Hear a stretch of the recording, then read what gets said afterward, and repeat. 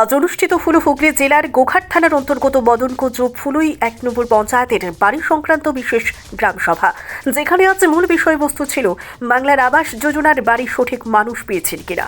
কিন্তু দেখা যায় বেশ কয়েকটি গ্রামের মানুষ এই যোজনার থেকে বঞ্চিত।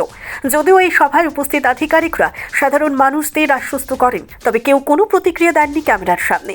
চন্দন চৌধুরীর report, crime press Bengal news.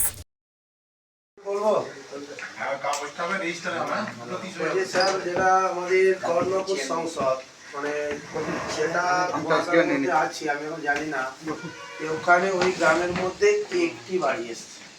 এটা কিভাবে পাঠানো হলো, কিভাবে হলো, বা কত সাল ধরে একটা বাড়ি ওখানে তো নাই হোক, একটি বাড়ি এসেছে। প্রথম দিন আমি বিডিআর থেকে কাগজ পেয়েছিলাম, লালু দাস আসে না। এটাই আমার সংসার থেকে আমার ব্যক্তিগতভাবে আমি আপনাকে জানতে চাই কীভাবে একটা বাড়ি এলো অথচ আর এলো না কর্ণপুর সংসদে, সেটা একটু কেন হলো না, কিভাবে গেল, এটা একটু জানতে চাচ্ছি স্যার। আর কিছু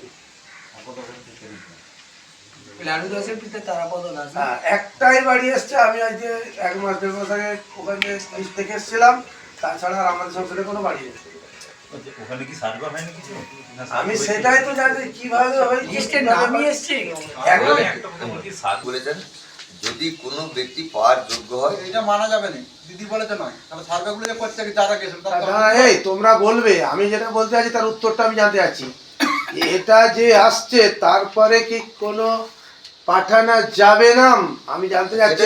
সেটাই তো দিদিমণি বলেছে পাঠানো যাবে, হ্যাঁ সেটা কিভাবে হবে সেটাই আমি জানতে চাচ্ছি। সেটাই তো দিদিমণি বলেছে। যারা হ্যাঁ সরাসরি মুখ্যমন্ত্রীকে উনি বলেছেন যে ডিসেম্বর থেকে আবার চালু হবে, যাদের নাম বাদ গেছে কিংবা যারা পাওয়ার যোগ্য এখনো বাড়ি অরিজিনাল পাওয়ার যোগ্য তারা পাচ্ছে না, তাদের লিস্টে কোনোভাবে কোনো কারণবশত লিস্টে নামটা নেই।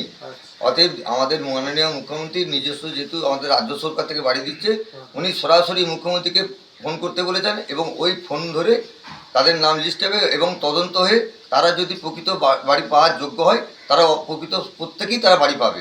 ইতিমধ্যে আমি 2-4 বার ফোন করেছি। ওই রকম সংখ্যা যারা দিদিমণিকে ফোন করেছে, এখনই ব্লকে মনে হচ্ছে 900 কতজনের একটা তালিকা এসে গেছে।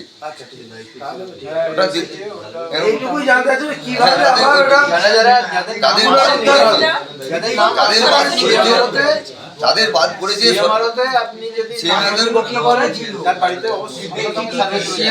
মুখ্যমন্ত্রীর যেটা দপ্তর সরাসরি মনে করুন কোনো এন্ট্রি আমাদের ওখানে তার কোনো এন্ট্রি নেই। এন্ট্রি না থাকলে নতুন করে হবে কি? কোনো নামই নেই।